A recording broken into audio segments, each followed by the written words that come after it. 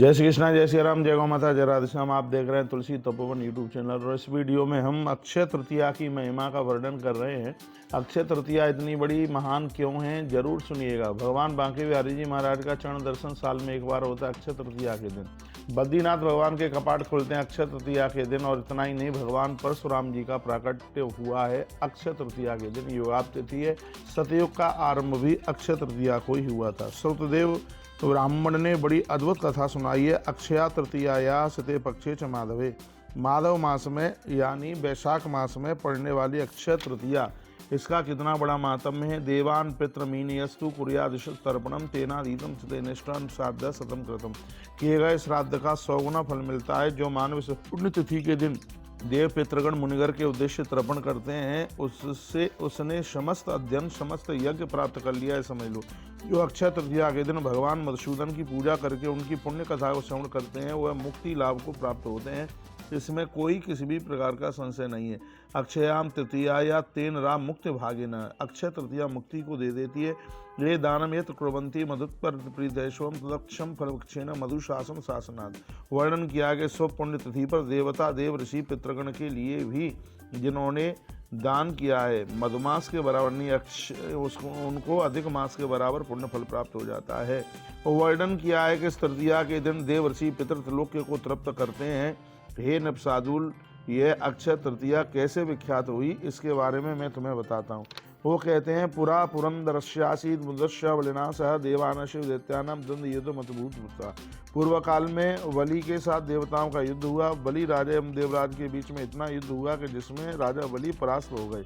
बलि को परास्त करने के बाद एक बार इंद्र का उतिथ्य ऋषि के आश्रम में आना हुआ। बड़े तपस्वी महात्मा थे जिनका नाम था महात्मा उतिथ्य। बहुत बड़े साधक थे, बहुत बड़े तपस्वी थे। उनके आश्रम पर देवराज इंद्र का आना हुआ।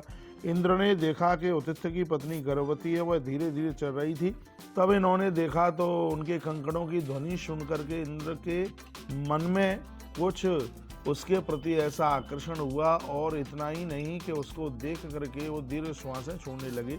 ततस्कंद वीर्यम तद्भूमा में बलिदशा गर्भस्थाया चुका पाई शो भगवान पास नाना। कहा गया है कि इंद्र की शक्ति का प्रादुर्भाव हुआ और उनकी शक्ति स्खलित हुई। और जब गर्भस्थ शिशु अपनी माँ के उदर में था, तब उसने अपना चरण लगा करके उस शक्ति को अंदर जाने नहीं दिया। कुछ बातें ऐसी हैं कि जिनको स्पष्ट रूप से उसको वर्णन नहीं किया जा सकता। तब इंद्र ने क्रोध करके और उस बच्चे को श्राप दे दिया कि तुम अंधे हो जाओ। वो गर्भ में ही बच्चा पल रहा था, उतिथ्य ऋषि का बालक था। गर्भस्थ शिशु पिंड द्वारा पैरों से उसको धकेल दिया गया तो वो शक्ति जमीन पर गिरी, धरती पर गिरी। लिखा है, पदा प्रसन्नता वीर्या जालत्य समाजता पश्चा इंद्र इदो शीघ्र मृषांगिता पलायंत दृष्ट्वा जय सुष्ठिला ततस्तु पीड़ितो भूत्वा यो मेरो गुहाम सुवाम। वर्णन किया गया है कि उस शक्ति के द्वारा धरती पर एक दीर्घ तपा नाम के महापुरुष ने जन्म ले लिया। ऋषि उतिथ्य के साप भय के कारण इंद्र वहां से तत्काल भाग गए, वहां से चले गए। और देवराज इंद्र ने जाकर के अपने गुरुदेव की शरण ली। गुरुदेव यानी बृहस्पति जी महाराज। बृहस्पति महाराज को पूरी बात सुनाई और ये कहा कि हमसे इस प्रकार से अपराध हुआ है। तो देवराज इंद्र कहने लगे, परस्त्री संग दोषेण बलम वीरम शोमलम मंत्र शक्ति शास्त्र शक्ति विद्या शक्ति समानदा। ये कथाएं तो हमारे और आपके लिए। इंद्र कहते हैं कि पराई स्त्री के साथ संसर्ग जनित दोष के कारण मेरा बलवीर नष्ट हो गया, मेरा यश खत्म हो गया, मंत्र शक्ति खत्म हो गई, शास्त्र शक्ति खत्म हो गई तथा मेरी विद्या शक्ति भी लुप्त हो गई। जो स्त्री पराय पुरुष से या जो पुरुष पराई नारी के साथ संबंध बनावे, तो स्वयं देवराज इंद्र भी कहते हैं, परस्त्री संग दोषेण बलम वीर शोमलम मंत्र शक्ति शास्त्र शक्ति विद्या शक्ति समानदा। उनकी सभी शक्तियां समाप्त हो जाती हैं।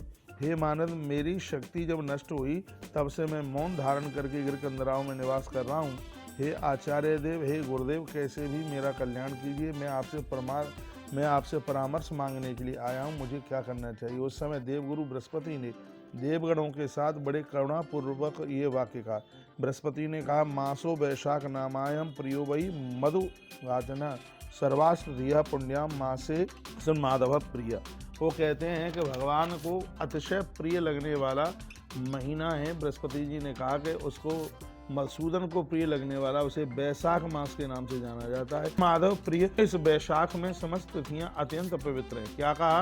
बैसाख मास की हर तिथि अपने आप में बहुत पवित्र है। बैसाखी पुण्य तिथियों में भी शुक्ल पक्ष की जो तृतीया है वह तिथि बहुत ही ज्यादा परम पवित्र है, ऐसा वर्णन किया गया।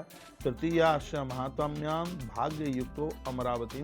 कहा गया है कि जो मानव श्रद्धा के साथ इस दिन स्नान दान करके ये पुण्य कमाते हैं उनके हजारों पापों का नाश हो जाता है, उसे आनंदित ऐश्वर्य प्राप्त होता है, बल प्राप्त होता है और उनको संपूर्ण सिद्धियां भी प्राप्त हो जाती हैं। इसलिए मैं देवराज को उनके हितार्थ अक्षय तृतीया के दिन स्नान दान सभी उत्तम कृत कराऊंगा। मेरी मंत्र शक्ति तथा शास्त्र ज्ञान द्वारा देवराज को पूर्ववत बल धैर्य यश लाभ सब प्राप्त हो जाएगा।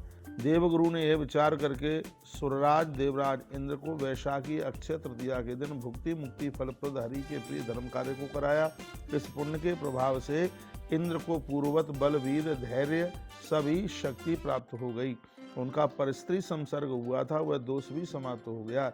जो स्त्री पुरुष अनजान में किसी एक दूसरे से संबंध बना करके जो अपराध हुआ है, अक्षय तृतीया को दान पुण्य भोर में जल्दी स्नान करके भगवान नारायण का जप पूजा पाठ करने से स्पष्ट ग्रंथ में लिखा है कि यह अपराध बिल्कुल समाप्त हो जाता है।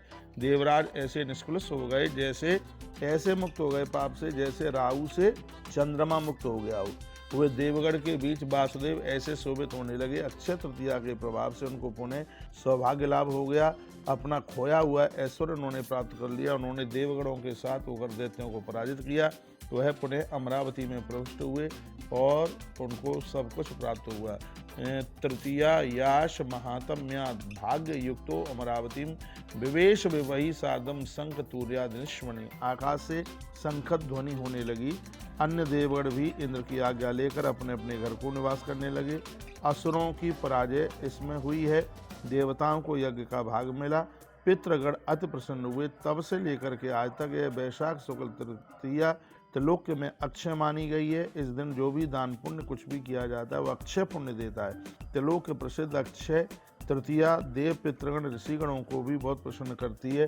अतः इस पुण्यात्मा तृतीया के दिन मनुष्यगण को अखिल संपूर्ण धर्म कर्म सदकर्मों के साथ अपने आप को जोड़कर अपने मुक्ति का रास्ता खोल लेना चाहिए। लिखा तस्मात् पुण्य माँ वैशाख सर्व कर्म निकंतनी भुक्ति मुक्ति प्रदान नृणाम तृतीया या क्षया वया। तो ये अक्षय तृतीया का इतना बड़ा प्रभाव है। देवराज इंद्र अपने संपूर्ण पाप से मुक्त हो गए।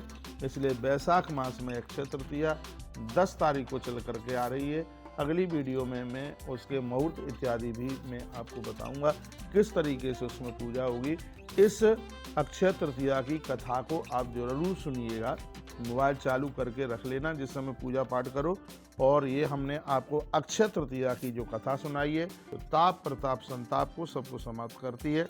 इस दिन जल से भरा हुआ या अनाज से भरा हुआ कुंभ यानी घड़े का दान करने का बहुत बड़ा प्रभाव है। कुंभ दानान प्रसरति श्राद्ध दानादिदायनम। ऐसा करने से श्राद्ध का फल प्राप्त होता है। तो ये मैंने आपको यह बात निवेदन की है।